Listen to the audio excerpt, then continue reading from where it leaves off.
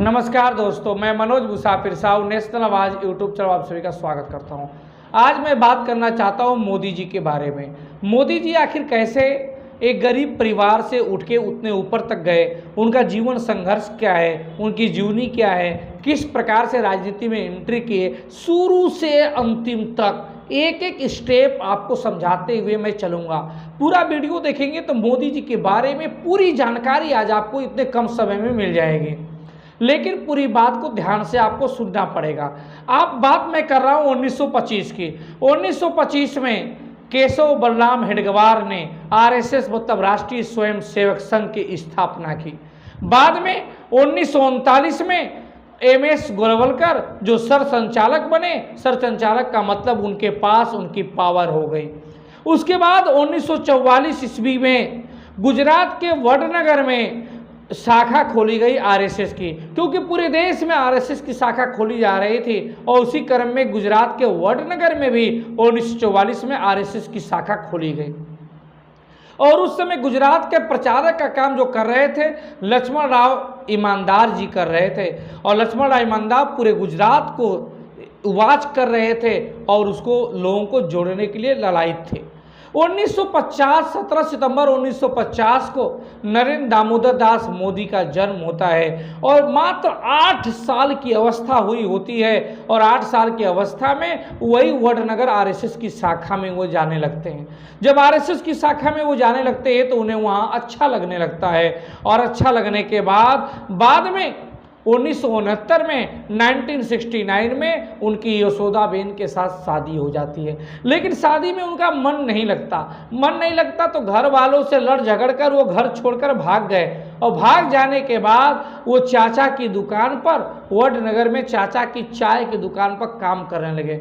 लेकिन चाचा की दुकान पर भी इनका बहुत मन नहीं लगा और खुद उन्होंने अपनी चाय की दुकान वहीं पे स्टेशन पर खोल लिया।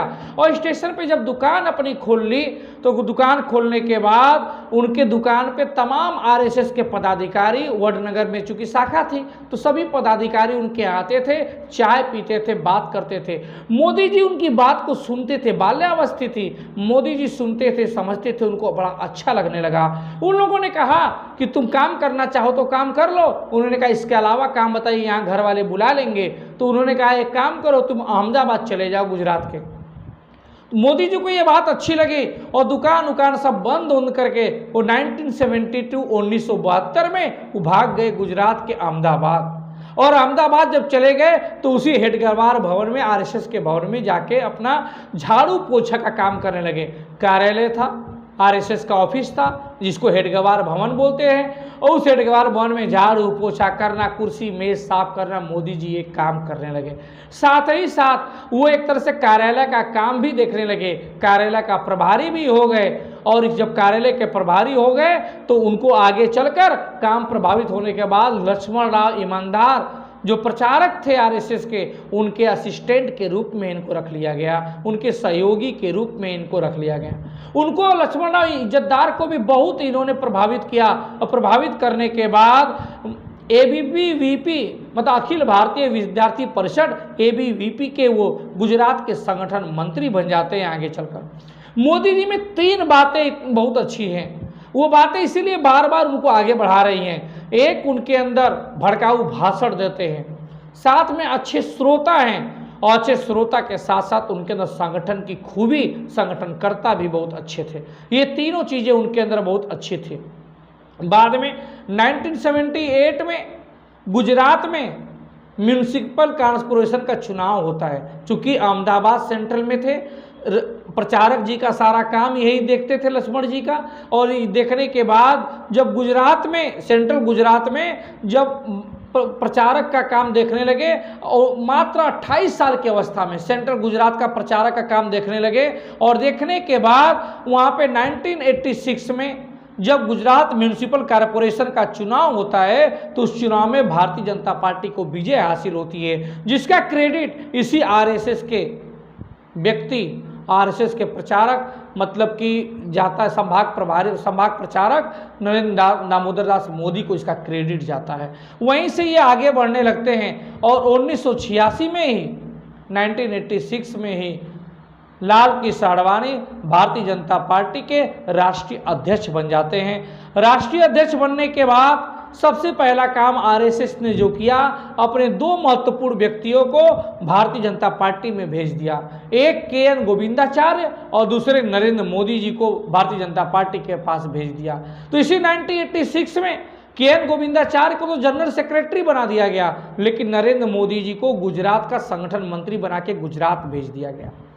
अब गुजरात जब 1986 में संगठन मंत्री के रूप में चले गए, तो संगठन मंत्री का पावर प्रदेश अध्यक्ष से भी ज़्यादा होता है। भारतीय जनता पार्टी के जो राजनीति करते हैं वो जानते हैं।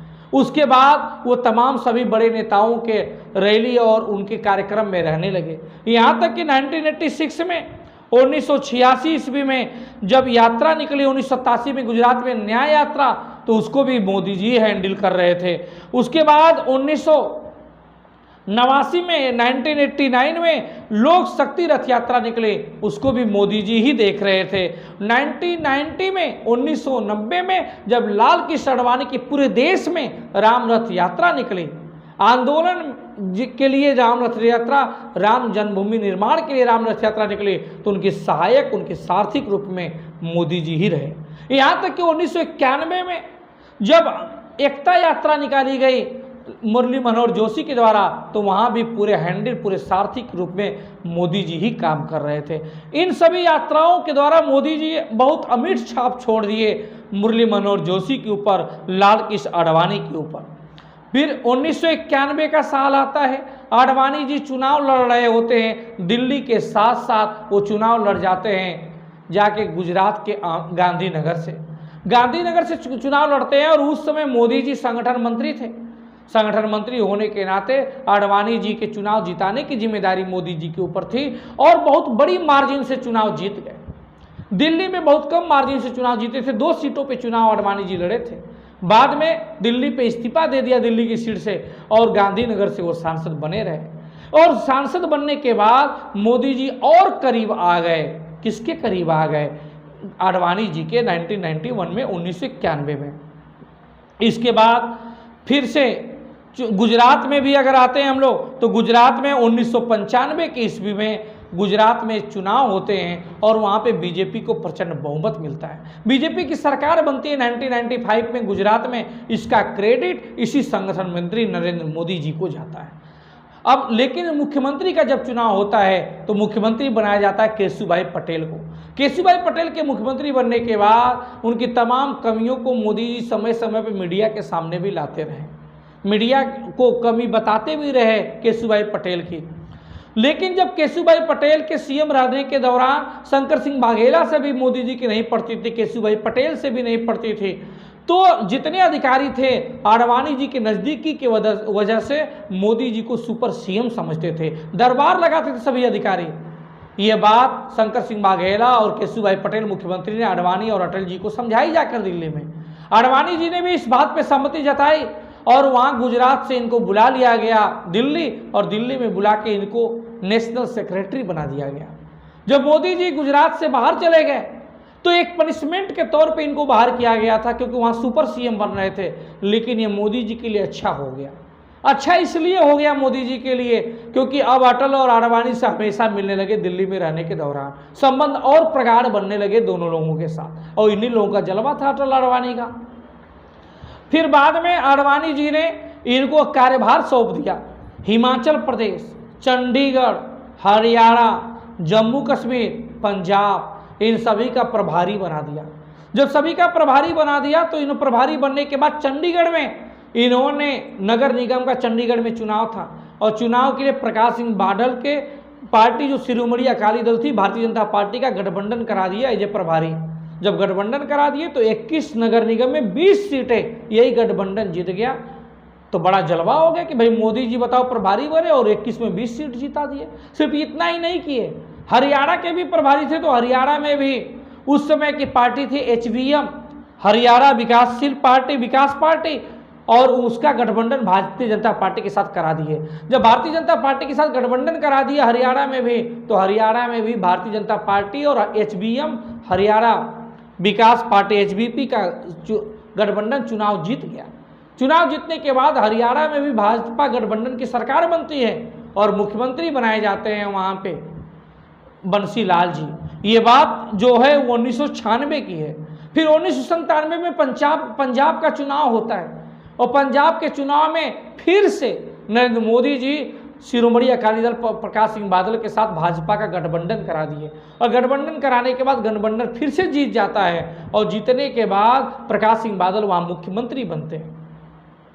अब लोगों ने देखा कि अटल और अडवाणी ने कि यार ये चंडीगढ़ गया, वहाँ भी नगर निगम जिता दिया, हरियाणा में सरकार बना दी, पंजाब में सरकार बना दिया, गजब के संगठन भैया, ये मंत्री है, प्रभारी है। फिर उसके बाद उनके दिल में और ज़्यादा अटल आडवाणी जी के बीच में जगह बनने लगी मोदी जी के। सिर्फ अपनी कार्य कुशलता और भाषण के दम पे जगह बना रहे थे। कोई बाहरी सोर्स नहीं था मोदी जी के पास, कोई राजनीतिक बैकग्राउंड नहीं थी, कोई पैसा नहीं था, सिर्फ अपना ईमानदारी से कर्तव्य बोध था, काम करने की शैली थी, दिन रात एक करने की शैली थी। फिर उसके बाद मध्य प्रदेश का भी प्रभार इनको अलग से दे दिया गया। अब तमाम इनको प्रभार मिलने लगा, कर्नाटका का भी मिलने लगा, काम ज़्यादा मिलने लगा। और काम मिलने के बाद फिर यहाँ पे 1997 में चूँकि पंजाब में सरकार बन गई थी और 1995 में हरियाणा में सरकार बन गई थी। 1998 में गुजरात में दोबारा चुनाव होते हैं और चुनाव होने के बाद फिर से भाजपा की सरकार बन जाती है और फिर से वही केशुभाई पटेल मुख्यमंत्री बन जाते हैं 1998 में। लेकिन क्रेडिट फिर से नरेंद्र मोदी जी को दिया जाता है कि नरेंद्र मोदी जी की वजह से भारतीय जनता पार्टी को जीत मिली है। अब 1998 में मोदी जी को जनरल सेक्रेटरी बना दिया गया और जनरल सेक्रेटरी बनाने के बाद जब केशुभाई पटेल मुख्यमंत्री थे तो 1998 में ही कच्छ जिले में चक्रवात आता है और चक्रवात से लगभग 3500 3,500 लोगों की जान चली जाती है। तमाम पूरी व्यवस्थाएं अस्त व्यस्त हो जाती हैं। इससे केशुभाई पटेल बहुत मुश्किल से पार पाते हैं। अभी ये पार पाए ही होते हैं कच्छ में, तब तक 2001 में फिर से भुज भूकंप आ जाता है और भुज भूकंप पूरे गुजरात के कई जनपदों में पोरबंदर, जामनगर, अन्य जिलों को कवर करता है, जिससे लगभग 2 लाख घर तबाह हो जाते हैं और कई हजार मौतें हो जाती हैं इस भुज भूकंप में। और उसको प्रशासन को संभाल नहीं पा रहे थे केशुभाई पटेल। जब केशुभाई पटेल संभाल नहीं पा रहे थे, इसी के कारण उधर कच्छ आया, इधर भुज आया। उसी कारण 2000 में कांग्रेस की नगर निगम में जीत होती है। भारतीय जनता पार्टी सोच रही होती है कि ऐसा ना हो कि जब केशुभाई पटेल कच्छ के भूकंप को संभाल नहीं पाए, हजारों लोगों की जान चली गई, भुज भूकंप आया, कई हजार लोगों की जान चली गई, लाखों लोगों के घर तबाह हो गए, पूरा गुजरात अस्त व्यस्त हो गया, तो ये संभाल नहीं पा रहा है। प्रशासनिक व्यवस्था इनकी कमजोर है, क्यों न इनको बदल दिया जाए। अगर नहीं बदलेंगे तो गुजरात अभी नगर निगम में कांग्रेस जीती है और 2003 में फिर से गुजरात में चुनाव होगा मुख्यमंत्री का और वहाँ कांग्रेस कहीं बढ़त न बना ले। इस डर के वजह से 7 अक्टूबर 2001 को केशुभाई पटेल को हटाकर नरेंद्र मोदी को डायरेक्ट गुजरात का मुख्यमंत्री आडवाणी जी बना देते हैं। आडवाणी जी इस समय गुजरात के मुख्यमंत्री बनते हैं। माफ करिएगा, नरेंद्र मोदी जी जिस समय गुजरात के मुख्यमंत्री बनते हैं, आडवाणी जी बनवाते हैं। उस समय मोदी जी विधायक तक नहीं थे, सांसद तक नहीं थे, कोई संवैधानिक पद पे थे ही नहीं, डायरेक्ट बना दिया गया संबंधों के लाभ से। और 2001 में जब मुख्यमंत्री बन गए, 2002 में गोधरा कांड होता है, सांप्रदायिकता दंगे होते हैं। उसके बाद मोदी जी हिंदुत्व के चेहरे के रूप में आ जाते हैं और हिंदुत्व के चेहरे के रूप में आने के बाद फिर कभी पीछे मुड़े नहीं। 7 अक्टूबर 2001 से जब मुख्यमंत्री बने, लगातार मुख्यमंत्री बने रहे 2014 तक। और 2014 में भी मुख्यमंत्री गुजरात के तब हटे जब वो पूरे देश ने उनको प्रधानमंत्री बना दिया। 2014 में जब प्रधानमंत्री बने तब मुख्यमंत्री पद से इस्तीफा देकर आए और पूरे दिल्ली में बैठने लगे गुजरात के बाद, और यहाँ देश के प्रधानमंत्री बन जाते हैं। 2014 से प्रधानमंत्री बनने के बाद लगातार जीतते आ रहे हैं। 2014 जीते, 19 जीते और 24 में जीत गए, अभी तक प्रधानमंत्री बने हुए हैं। लेकिन यह भी एक जानने वाली बात है कि जिस समय केशुभाई पटेल को 7 अक्टूबर 2001 को हटाकर मुख्यमंत्री मोदी जी को डायरेक्ट बनाया गया था, उस समय की कहानी जानते हैं? माधवराव सिंधिया, जो ज्योतिराज सिंधिया के पिताजी थे, उनके कैमरामैन थे। उस कैमरामैन के पिताजी की मृत्यु हो गई थी और उस मृत्यु के बाद उस शमशान घाट पे मोदी जी गए थे और कहे कि भाई अमीरों के साथ शमशान घाट तो सब जाता है, मैं गरीबों में जाऊंगा, कैमरामैन के पास जाऊंगा, पत्रकारों के में जाऊंगा और वहाँ गए और जब वहीं शमशान घाट पे थे तो अटल जी का फ़ोन आया, कहाँ हो? उन्होंने कहा कि मैं तो शमशान घाट पे हूँ, माधवराव सिंधिया कैमरामैन के यहाँ पे परिवार में दुखद मृत्यु हुई है इसीलिए वहाँ पे हूँ। उन्होंने कहा तुमको मुख्यमंत्री बनना है। उन्होंने कहा मैं मुझे मुख्यमंत्री क्यों बनूंगा, मुझे क्या मतलब है मुख्यमंत्री पद से? कहा नहीं तुम्ही को बनना है, गुजरात पहुँचो।